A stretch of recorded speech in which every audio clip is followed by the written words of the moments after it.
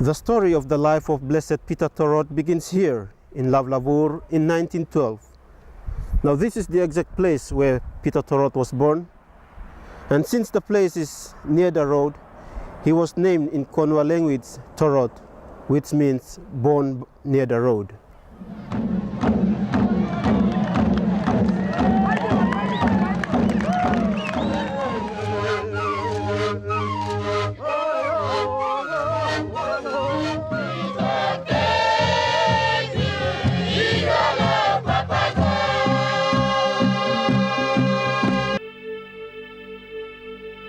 This was Rakunai village on the third day of the Rabaul volcanic eruptions in 1994. It doesn't look it, but Rakunai means a grassland in the local Kwanwa language. It was there that the history of the first Papua New Guinean saint began 83 years ago, in 1912, when Peter Torot was born as the third child to Angela Topuya and Maria Yetumul. In his documented testimonies, parish priest of Rakunai and close friend of the family, Father Karl Laufer, recalls thus. In 1898, there was a spectacular baptism ceremony in Malagunan. The first adults from Rakunai were received into the church at this time and received their spiritual rebirth through the sacrament. One of the chiefs to be baptized was Topuya, the father of Torot. A more explicit testimony came from John Tovarto, who knew the family well. Peter Torot's father was one of the big important persons in the village. In local language, he was a Petuana or Luluai, that is, a local chief. At the time of Peter Torot's birth, his father Topuya was also a mayor of Rakunai. Torot's mother was a quiet, gentle woman committed to the education and general good of her children. They were a good Catholic family. When the story and testimonies about Peter Torot were documented, only the eldest sister and brother, Teresia Yawarpilak and Joseph Tatamai, were alive. They have all since died. Our father was Angelo Topuya and our mother was Maria Yetumul. Papa was a clan leader. He was very caring and looked after us. He gave us a lot of good advice and taught us many things we needed to know. Over the rise is the Rakunai Community School. Of course, it wasn't as big as it is today when Peter Torot enrolled as a child. The classrooms then were built of bush material and the school ground much smaller. His teacher was the local priest of Rakunai, Father Karl Laufer, who was assisted by the catechists. In school, Torot stood out as a bright lad with good conduct. Outside school, he was the boys' leader in work and games. So it was that he was admitted early to receive his first Holy Communion. Impressed with Torot, Father Karl Laufer asked Angela Topuya if his son could become a priest. To that, Topuya replied thus. No, Father. I don't believe that one of our generation is ready to be a priest. It is too early for that. Perhaps one of my grandchildren or great-grandchildren will be that lucky. But if you want Torot to be a catechist, please send him to the catechist school at Taliligap. The St. Paul's Catechist Training College at Taliligap was a big center. It was also known as a double school because it had a primary school where the trainee catechists did their practical. Peter Torot did not remain long at the catechist school because his parish priest at Rakunai needed him. He called him back before the end of his third year. He obeyed and returned home at the beginning of 1933 and was installed as the youngest catechist. His main occupation was to teach at the mission school where he was once a pupil. John Tokeleto is a nephew of Peter Torot, the firstborn of Torot's sister, Teresa Yawarpilak. Long this time, boy no come yet. So I school in no school of English. School that's a long book tambuna. Classics was God usati Mickey. Torot became very popular amongst his own people right from the time he began his commission as a catechist. In his spare time, he would visit the people and especially the sick. Eyewitness accounts state that Torot was often seen praying alone on the farm and at the church, attended every divine service, and received Holy Communion daily.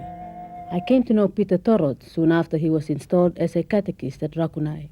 Because my mother, Iena Lili, was from that place, I went to live there and attended classes in Torot's mission school. And later, when the bride price was paid, I became engaged to him. Paula Yavarpit was born on the 27th of June 1920 at Ramalmal. When she was 14 years of age, she left her parents and went to live in a mother's village at Rakunai. There she was enrolled in the primary school and became one of Peter Torot's pupils. One morning it was announced that the bride price, 50 coils of mussel shells, had been paid for Paula Yavarpit to be promised in marriage to Peter Torot. On the 11th of November 1936, Torot married Paula Yavarpit in a wedding ceremony witnessed by the community at the Rakunai parish. Mama blumi e wan pla good pla Mary. Inusa koros itru olsem. Sobos ma mi biket longen o usati biket longen en baim tok lig. Na sobos olsem nogat koros o minom biket longen. En bay no nablo tok en bay stapi sitason. Rufina Yamama is Peter Torot's second of 3 children. She was 3 years old when her father, Peter Torot, was killed. She is the only survivor of the family.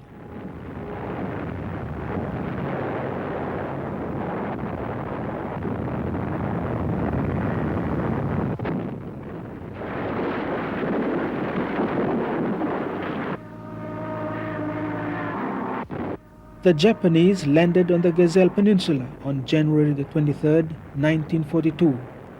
2 days later, they arrived at the Catholic Mission headquarters at Vunapope. The work of the missionaries continued regardless, but by October of the same year, all the missionaries were ordered into strict internment. When heavy shelling by the Allied forces destroyed the station, the Japanese then moved the missionaries to Ramallah. There they were to remain for more than a year. Their status had changed from being missionaries to prisoners. The priests and sisters were all bunched up together at Ramallah with a group of mixed-race students. In his book, This Crowd Beats Us All, by the Bishop of Rabaul, Leo Sharma, he records his images of Ramallah when he was a prisoner there. In the beginning, there was nothing except virgin forest in Ramallah camp, a real jungle.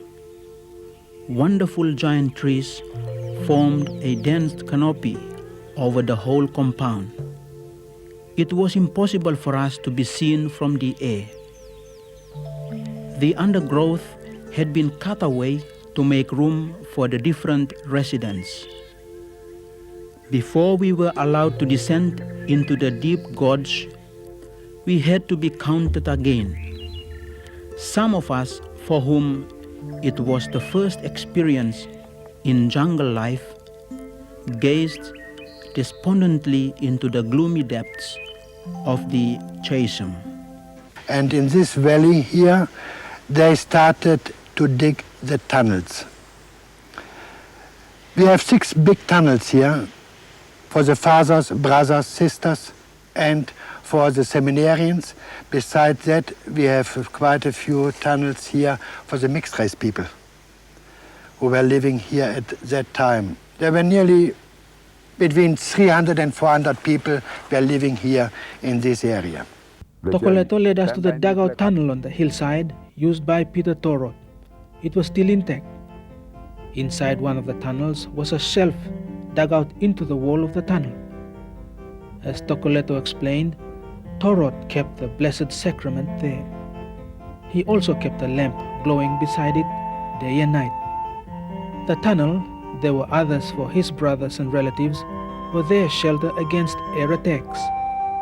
Torot kept his Holy Communion hidden inside his tunnel, especially when the Japanese tightened their grip on the freedom of the people and particularly the activities of the church.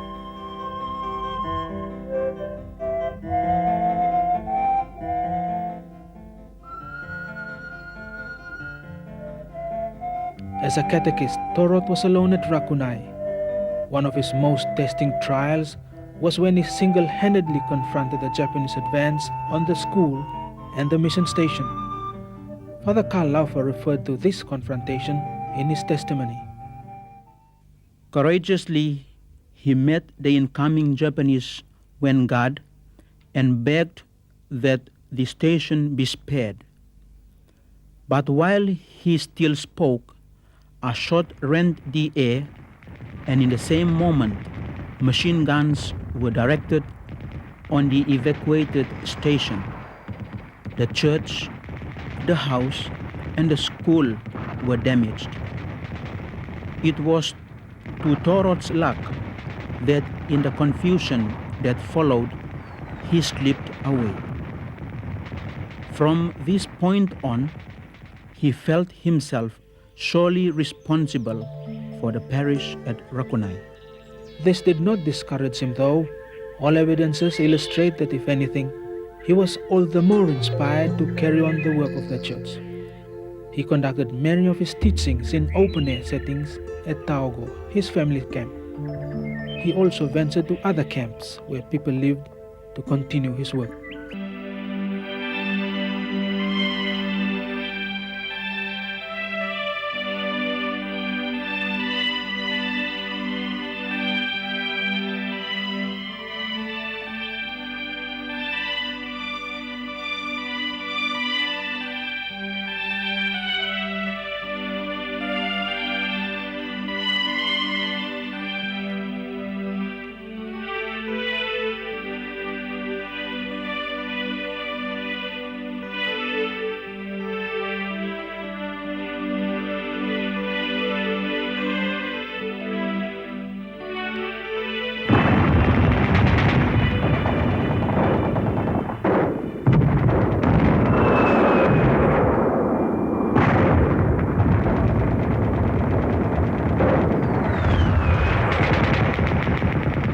It was the beginning of 1945 and the beginning of the trial of Peter Torot.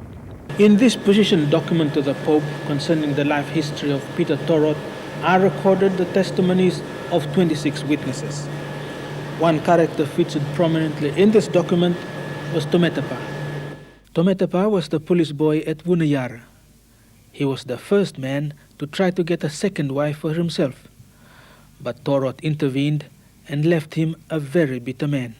According to the document, Torot was asked if he had officiated at the marriage and prayed with the people. To this, Torot answered, "Yes, I did what was my duty." After he was beaten, he was sentenced to 2 months imprisonment. Kami stalo karambus mi ting nongat pelan di karambus itap ting tri pala tasol tu pala mana wandem Torot. Arap Tobinabak was about 20 years of age when he was imprisoned. He had been accused of stealing tapioca. He is currently a pastor at the Rakunai United Church. Wan pala de long afternoon tu pala siapa nimbin kamap na long time Peter Torot lik sikiki mempinis. Na mi pala sta wan pala de tu pala siapan kamap na salimi siapan bos pula mi pala mi talks minggo kisim Peter Torot long api saya silip long enya. It was late afternoon on that day. Tominabak returned with Torot, and together they waited in the cookhouse, situated somewhere down on the flat. Ngalikam na wan pala siapan lukimi. Na kira we talk. Hey, you know go one time old man go andap, you know arim. Na mi talk no na mi talk all ke tiri pala ikam bian pinis longen na lis kam sanap na long du ola tolirau sumina wali talk you go adap mi kirap minggo olman mi kirap ikamau set olman sanap pinit long do ola tol kivi marasil no to Torot Al toki mi mingo andap, mi walk about, mi tani mi olsem na, mi kalap long leta, mi look baking go long all.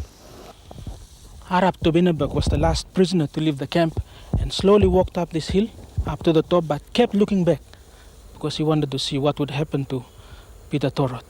Ai oli pasi ma iam belongen lokat, katen na nus belongen, na li toki me yusilip, right emi silip. Nolcinda na emi silip, brukim lek, olsem na putimun pelahan belongen sem na silip. Right, listen up. Na papa belum merasi na kisim ni saya lombel belongen. Alright, tell me, I go trout. I'm already now passing mouse belongen. Alright, I'm now. He die now.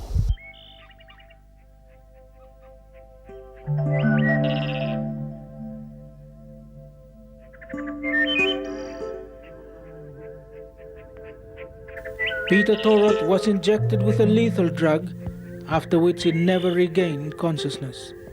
He passed away quietly late on a certain Friday afternoon in July 1945.